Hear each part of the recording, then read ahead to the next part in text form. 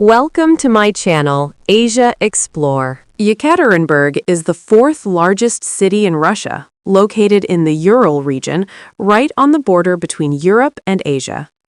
Founded in 1723 as a metalworking and industrial center, it quickly grew into a key hub for trade, transport, and manufacturing.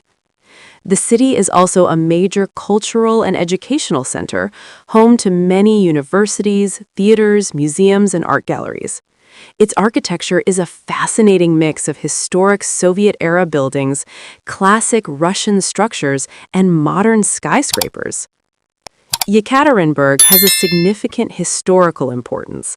It is famously known as the site where the last Russian royal family, the Romanovs, were executed in 1918.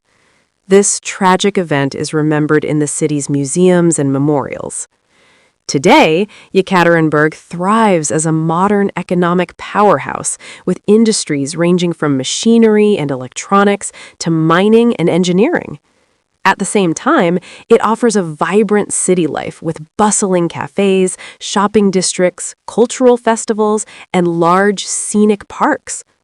Often called the window of Russia to the Urals, Yekaterinburg perfectly combines history, culture, and modern development.